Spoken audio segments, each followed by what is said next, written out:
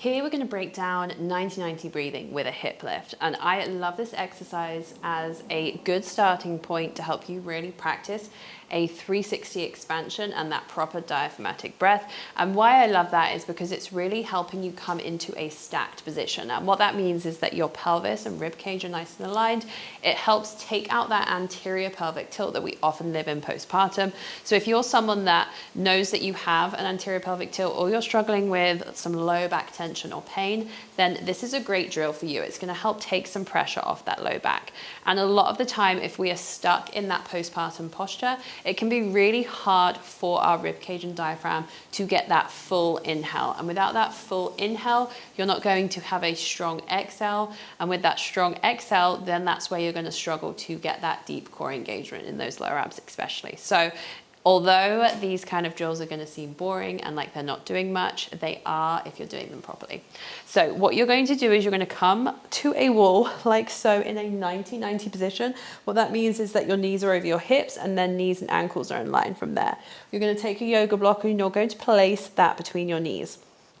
From here, you're going to lightly squeeze that block. What I want you to make sure you're doing is having your toes upwards. They're not coming out to the side. They're nice and neutral. So neutral and a nice squeeze on that block. From here, you're going to drag the heel down. And when I say drag the heel down, that doesn't mean that your foot is moving from position. You're just going to push tension down into the heel of the foot while maintaining that foot flat on the wall. So most of that pressure is going to be in the heel. Your rest of your foot is still touching the wall, but think about it being lightly feathered there. So light squeeze, inner thigh is going to fire. I want that firing about a 5 out of 10, nothing crazy. You're not squeezing that block as hard as you can. So 5 out of 10 with that inner thigh engagement. You're going to drag down with the heel. So now you're going to feel those hamstrings fire. So you should be feeling them more at the top of the hamstring where it connects. Your hamstring connects to your glutes and your pelvis. So that's going to really help pull that pelvis into a better position. So squeeze, drag, and then from here, you're going to push your knees up towards the ceiling and holding here. So now I have my tailbone free from the floor. I've got a slight tuck of the pelvis in this position, but my low back is still very much touching the ground. So I'm not coming up here or anything like that. Watch my knees and watch that yoga block. I'm pushing up towards the ceiling from here. And now I've got some space by my tailbone.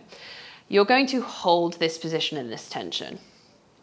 So that drag, that squeeze, that slight lift. And then you're going to take your breaths from here.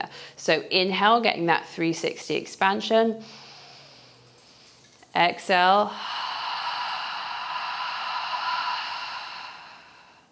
Making sure all of the air is coming out of your lungs. Not 90%, not 99%, 100% of that exhale is happening. So inhale again.